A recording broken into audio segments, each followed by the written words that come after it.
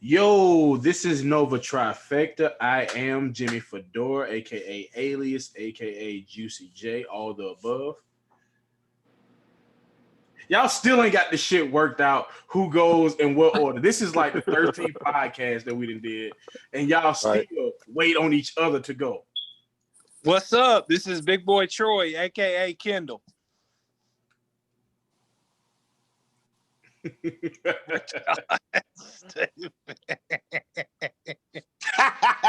Mag Negro, what's up? The unpopular, obvious social media coach, aka Antwon. I'm here. The legend, Uh-oh. All right. the yeah. legend. We have a special guest. He went ahead and introduced himself. I have no problem with that. For the people who don't know who you are, what you do you mind telling them what you do or where you come from? Just a quick little, spat about yourself. Oh, you want to give him a resume? Nah, just a quick little spat. Let them know who you is, man. Right, yeah. I'm Antwon, man. Everybody know me. Somewhat. But coach around the county, football, that's my thing. Played college ball. Spent a lot of my time training kids. So I've been around the community doing that type of stuff. So been trying to touch a lot of kids, been trying to reach a lot of lives, make people better, That's it. What's up? And he a local legend. I ain't gonna co-sign to that, but that's other people's opinion. That's everybody else's business. I feel you. Humble pie. Gotta be. I wouldn't be humble pie. Kanye said, hard to be humble when you stunting on the Jumbotron. He ain't stunting no more, man. Got kids. It's their turn now. Yeah. Exactly. That is a fact. Didn't you, if my memory serves me correct, you played on some of the really, really good Walker teams, didn't you? Man, I played with some great guys. We tied the record back in our 3-year span. My group tied the record for the most wins. Didn't win a state championship, but we went deep in the playoffs every single year. But we played with some great players, man. It was ridiculous. Was Duck on your team? Yeah. He was a little bit older. He graduated my freshman year. Okay. He was getting up out of there then. Okay. But yeah, they was good also. That his group, that's the group that we tied. So okay. They was in there. That's what's up. Nothing but athletes on the pod. That's what's up. All Right. right. The first topic I want to get into today is recently all three Ball brothers entered the NBA. Some said that it wouldn't happen. It couldn't happen. The route that Lavar took, the guys had 3 different routes that they took. I just want to touch on what that means as a black father, how hard it is for him to get his kids and being involved in their life, no matter the brashness and all that other stuff that, promotes whatever he want to promote. But yeah, let's get into that and how good of a job he did with those guys. I think he did a legendary job doing it. I don't think just anybody could do that. I think he had to be willing to step out there, be the forefront, and have a lot of people dislike him. And, you sit back and a lot of people spend a lot of time disliking somebody's approach, disliking what they do. But you have no idea the genius behind what that person is doing. Lavar was willing to step out there, make wild accusations, put himself out there and make himself look a certain way. It didn't matter if people disliked it.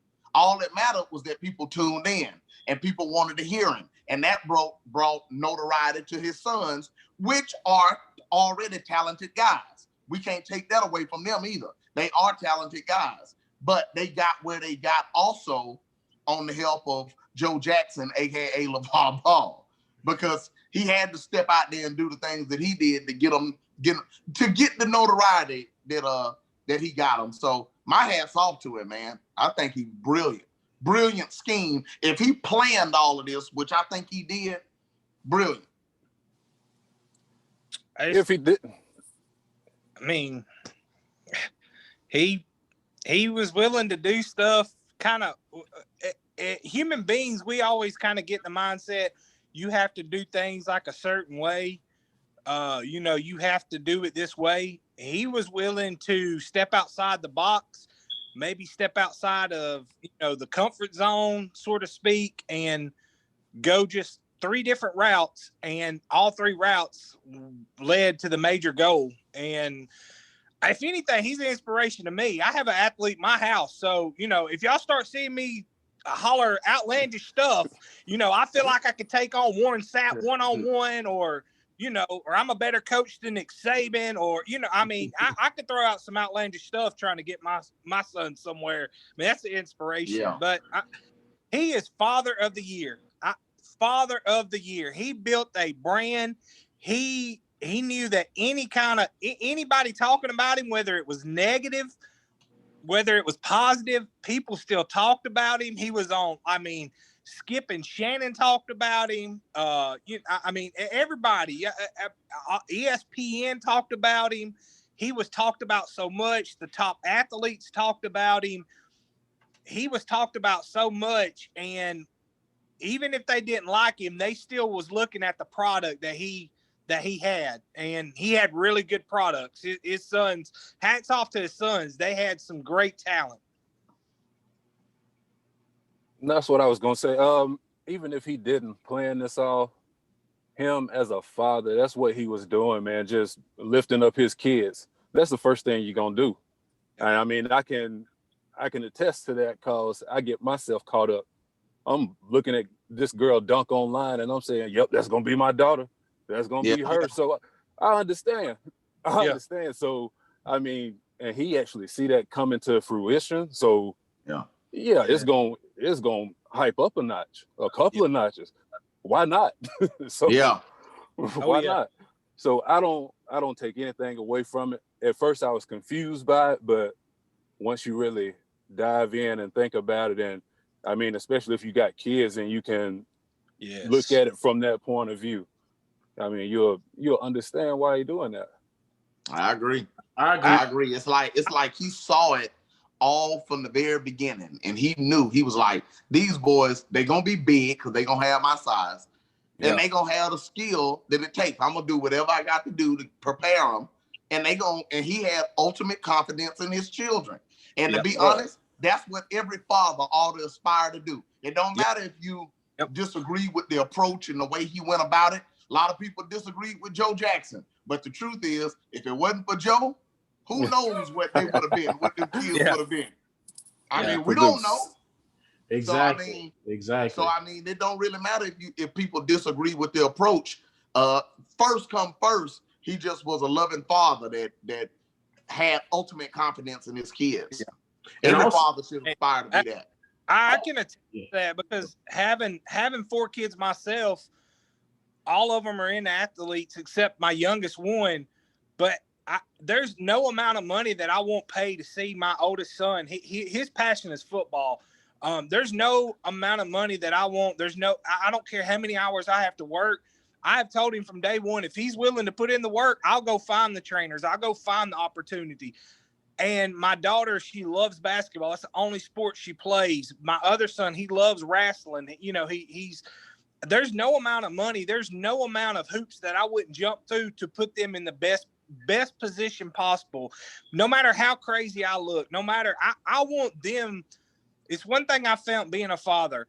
I get more nervous watching them play sports than I ever did when I played sports. And I want them to succeed way more than I ever succeed. I want them to be able to say, hey, I put everything I had into this, and this is where I got to, and as a father, that's, I joke around saying he's a role model, but at the same time, like, I think we could all take a page. If you've got sons, if you've got daughters that are trying to succeed, I think you should take a page from that playbook and try to build up a brand and try to get as much notoriety on your kids as you can, because it's we talked about this before we started. It's all about them now. It's their time to shine.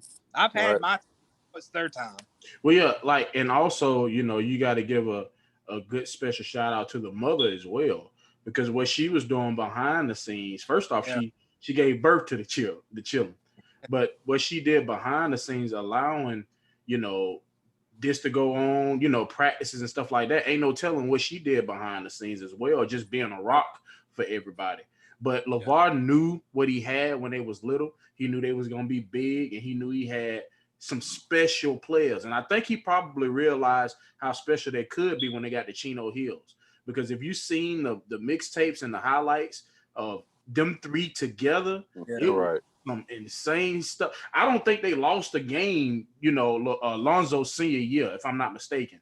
I think Jello's senior year they lost in the state championship, if I'm not mistaken. But he knew what he had, and he just acted on it.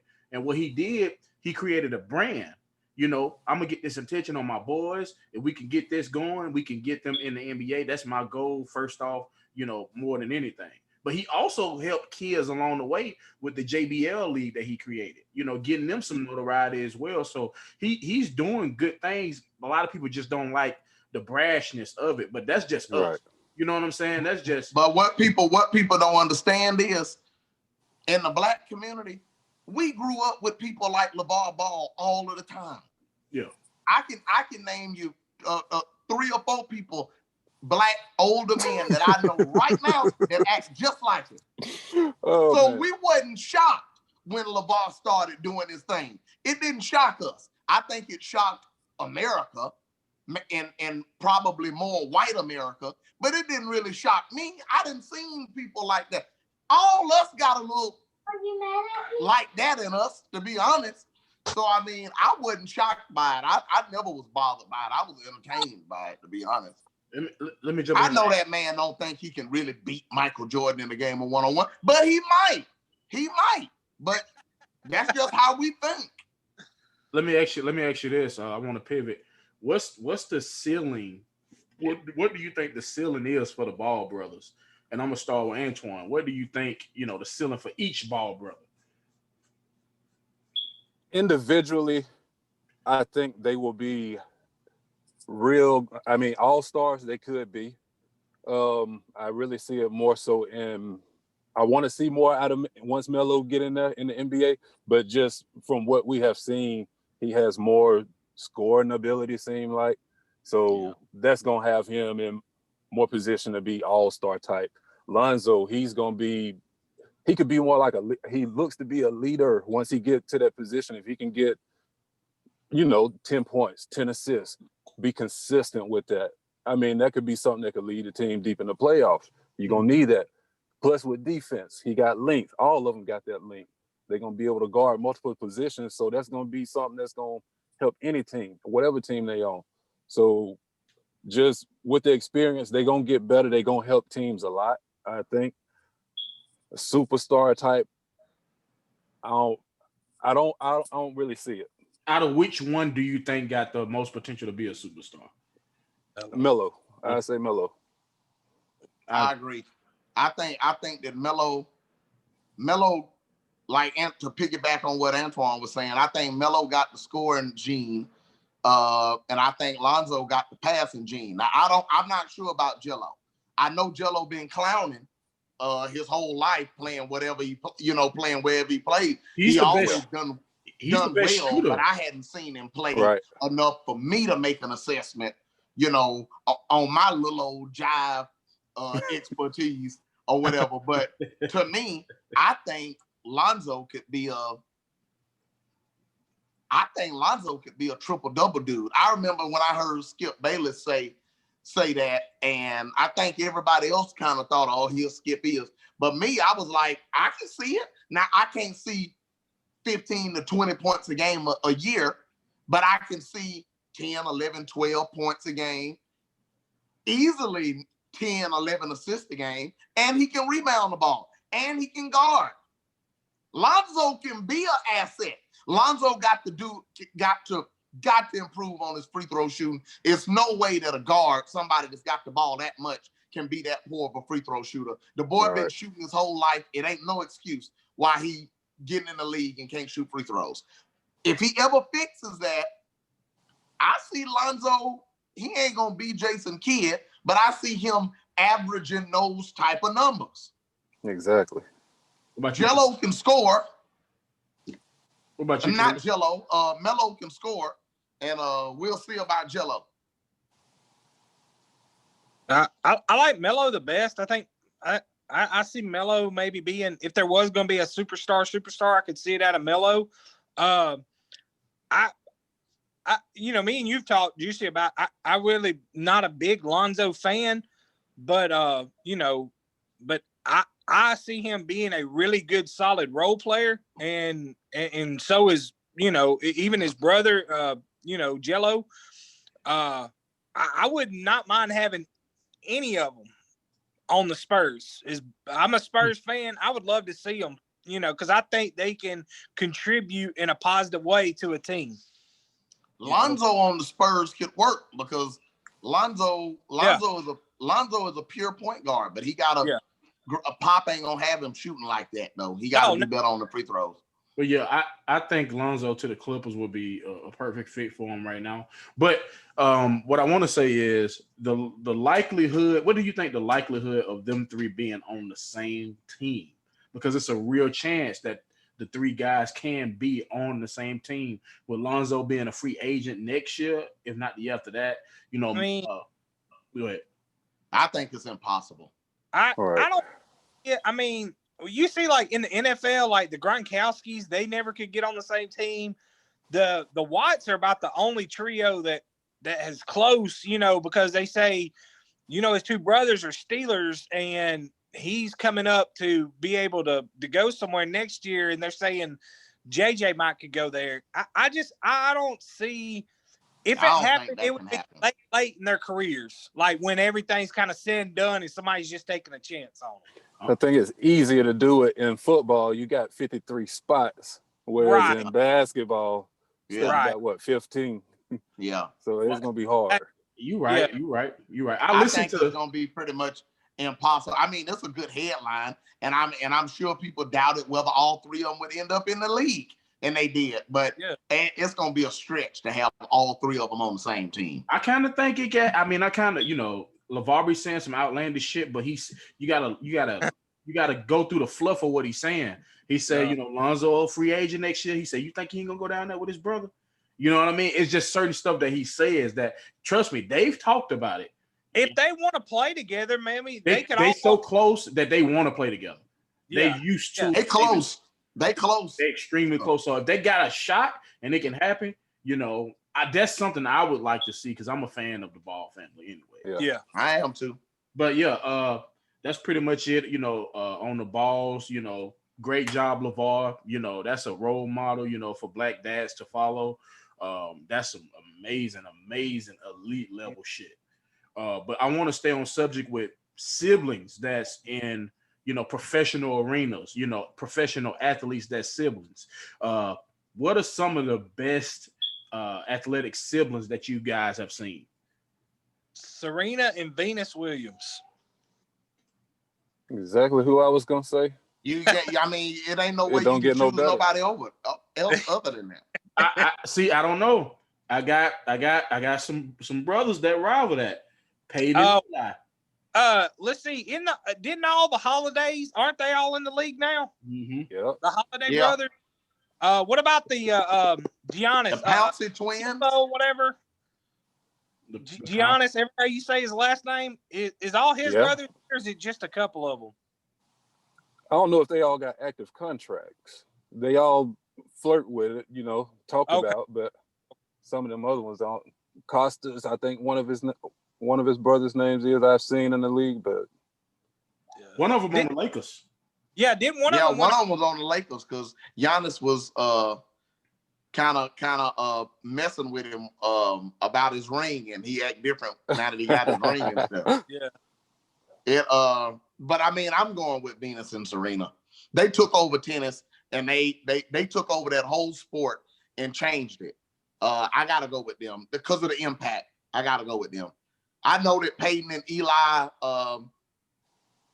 took over football and everything like that, but I tell you, outside of the two playoff runs, Eli, if you take away those two playoff runs, which you can't take them away, but it ain't a whole lot there outside of the two playoff runs. But Venus and Serena, they changed the way people looked at tennis, man. Right. They changed the way people looked at it. So impact alone, I'm going Venus and Serena. That's enough. that's another father that I cannot imagine how it felt or how it feels. And I hope maybe one day it happens to have two of your sons be the starting quarterbacks of NFL franchises and both of them won Super Bowl rings. And if the stories are Both correct, of them got two. but Yep. exactly. But if the stories are correct, Cooper, which was would have been the best out of all of them, they say, but because because of a sickness or a disease, it halted his football career. Yeah. But then you sit there, and now you're sitting in the stands as a grandfather watching your grandson absolutely destroy defenses right now as a quarterback. If you've not seen, I mean, the grandson's good too, but I just think that's like, I don't know, just being a dad now and having sons and having athletes and stuff like that. I just look at that stuff so much different. Like Tiger Woods' son, or Tiger Woods' dad, just how proud he was hugging him right after he won the Masters. And just, I mean, that stuff that's as good as it gets right there. I just could not imagine when you see your sons finally get both of them get a Super Bowl ring like that. How do you know how hard to push? Because some kids will get to a burnout stage and they'll almost resent parents for pushing them like that. So how do you know where that line is? And I say that as a single guy who's never been a father. I'm asking, all three of you guys are fathers. How do you know how hard to push? Because I know if I had a kid, I would struggle finding that line, because I wouldn't want to have my kid get burned out and resent me for pushing him so hard, but I'd also want to challenge him to be as good as he can be if he wants to do that. How do you know where the line is? You know your kids. You know them. You know them better than anybody. You develop real close relationships with them. With my two boys, both of them love football. One of them has a passion for it and willing to do whatever it takes. Well, we lost Kendall. Right in the middle of his story. Hey, I did want to throw one thing out, though. How do y'all think it felt? I mean, do you think it was better being a father that watched both sons win Super Bowls, or do you think it would be better, like Ken Griffey Sr., actually playing with your son in the league? Playing with him in the league. That's what Bron trying to do. That's why Bron holding out. I want to play with. I'll be crying to play on the team with my man. I thought about that, man. That had to be like something special. I mean, hitting home run, same game as your son. Yeah. Come on now.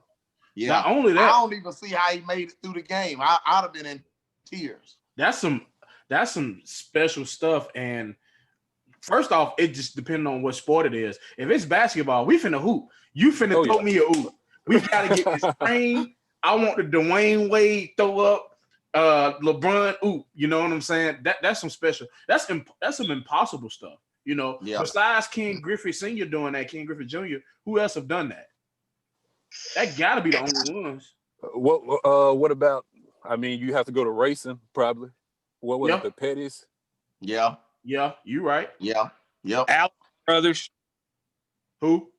The Allison brothers. They're from Hugstown. Yeah. So. But yeah, crazy. As a parent, you think Brian gonna get it? Gonna do it? He can. He can. He can. Man, they about to three-peat, man. Yes, sir. That's another topic, though, man. Get off of that. Debate gonna be over with. Get off of that, man. Debate gonna be over with, then. I don't want to touch that yet. That GOAT debate gonna be over with. If we three-peat, it's over. It's over. Oh, he said Michael Jordan. He said three-peat. Yeah. Like, so you saying they're going to win this year and they're going to win the year after that?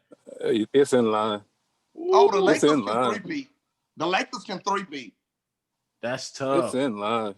Kevin Durant and Kyrie going to self-destruct. Houston broke it.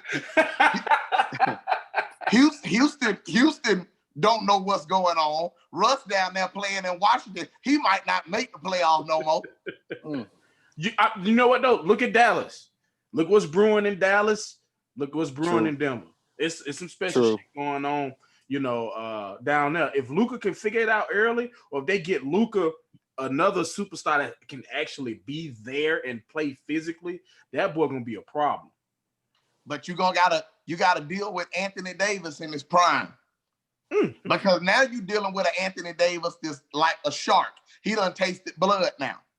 But yeah, this is period. He might take it to another level now. You're right. This is period. He better take advantage of it while LeBron still right here. Because when LeBron kind of get off that cliff, when he become mortal again, kind of like what Brady is this season, still very again. He ain't never been mortal. It's gonna happen though. It's going to happen. So, and when it does, we're gonna have to come to grips with it being, a thing. It's gonna be a sad day when Bron become mortal. When that godly glow drop off of it, it's gonna be a sad day for basketball. Just like it was when Kobe's glow dropped off of him. I remember the day Kobe's glow dropped. I cried 2 or 3 days, man. Well, let me ask you this. Since y'all took it to the NBA, who after Bron gone, who is going to be the face of the NBA? Like, I don't know. I've been trying to figure it out for 5 seasons. I don't know. Who you think, Antwon? Who can they push that could be the face of the storylines, the intrigue of the league? Luka, the only one. That's what I was about to say, man. They want it to be Giannis, but he ain't gonna win no rings. Nope. And he gonna have to leave Milwaukee. And if he can't speak English. That too. That too. But I mean, Luka, they gonna come out, they got the team to be big. Yeah. They got young guys and they ain't got money they can spend. So they got more room to build. So I agree with that. He primed for it. And I mean, he already making big waves. So I mean, yeah, I'll go with Luka. What about Zion? You don't think Zion can be, the face? He ain't gonna win. He ain't gonna win enough. I don't think he is the face. He gonna be the face of that team. But I think Brandon Ingram, as long as he there, he gonna be the scorer. He's gonna be the scorer of that team. You don't think they can make it work down there between them two? Possibility, but I mean, who knows? They still real young. True. Yeah. I think Zion is set up to be the face of the league because he's so explosive and exciting to watch, and he's gonna sell tickets and everything. But the game is the game, and he's in New Orleans. I mean, look, Anthony Davis was in New Orleans for 7 years, and he didn't ever turn into the face, and he's a all-time great talent. So, but this kid is a different kind of excitement level. But I don't know, man. The game is the game. It's New Orleans. They don't win in basketball, so I don't know. But I think that Dallas gonna have the squad. I think that Luka got the swag and the charisma while he's playing. I hadn't seen a white boy with that kind of swag playing in a long time. Well, Tyler Hero got it, but he ain't gonna be Luka. He ain't gonna be Luka. So I'm looking at Luka. I can see that. Giannis can do it too, because we all know Giannis got the talent. He got all of it, but I just don't know. I'm like Antwon. I don't know if Giannis ever gonna win.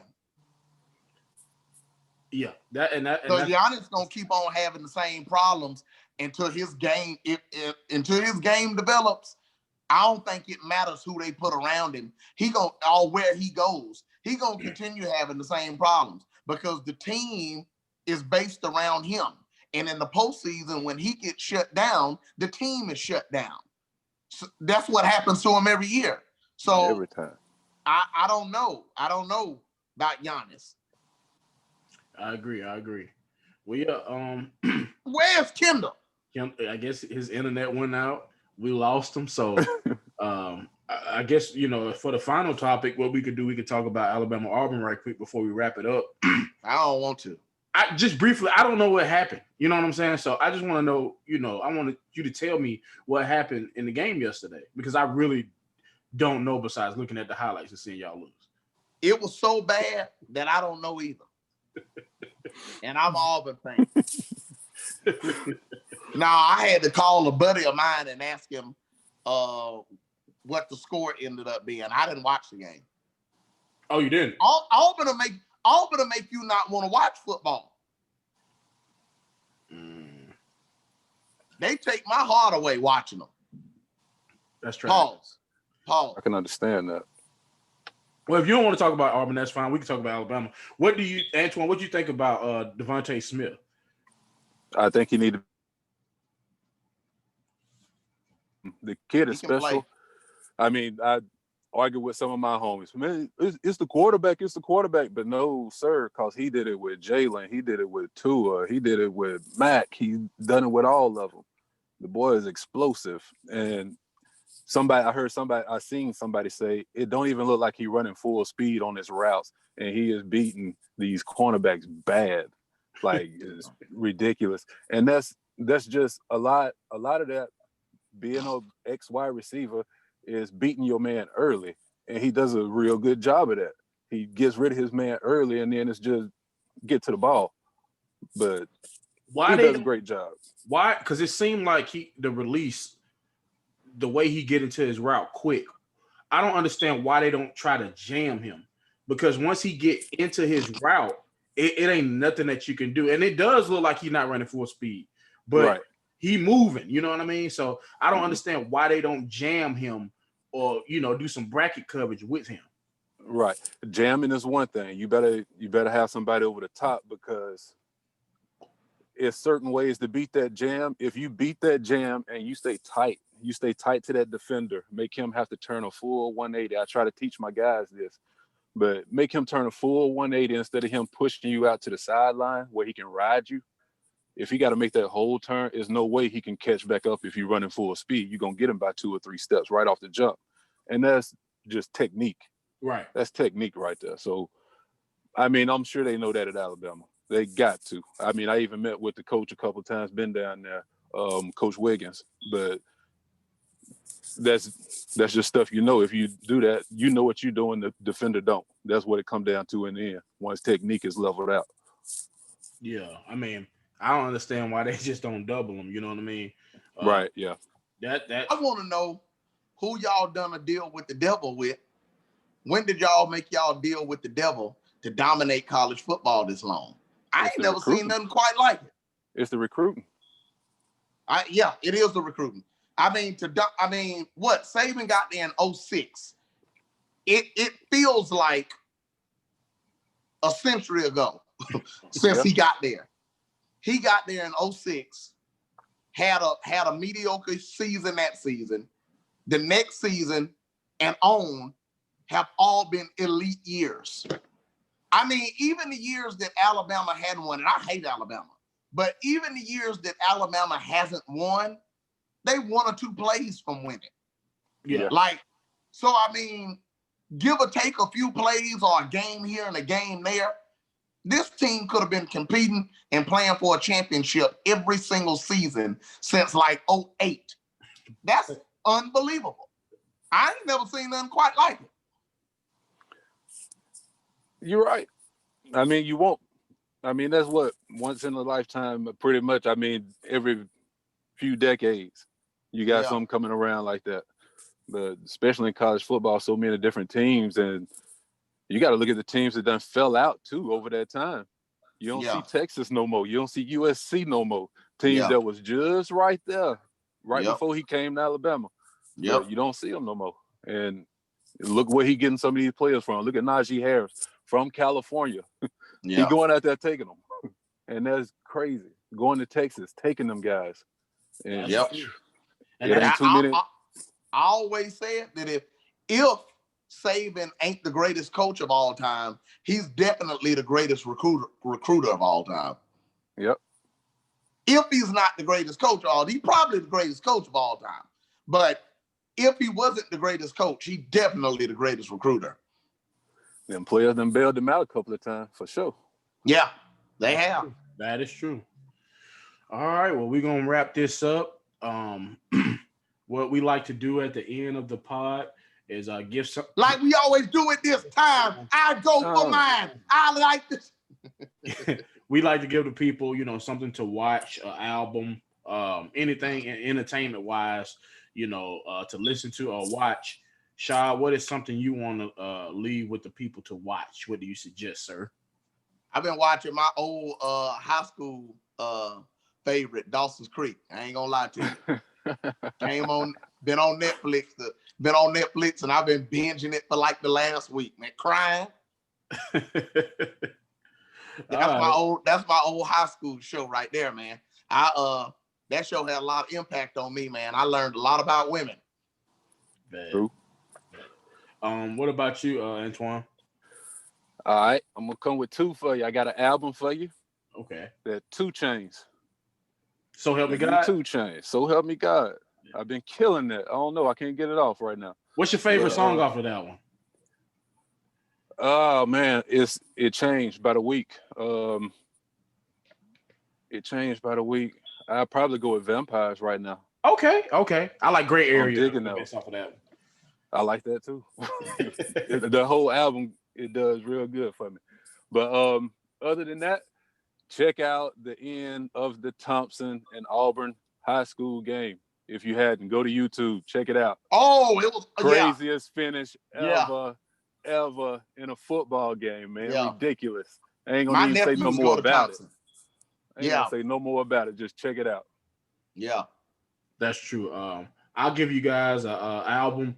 Well, actually, it's a greatest hits album. I was inspired after I seen the Jeezy versus Gucci battle, the versus battle. So I've been on Gucci Man greatest hits a lot. Yes, my son Isaac been singing Vet Pass By.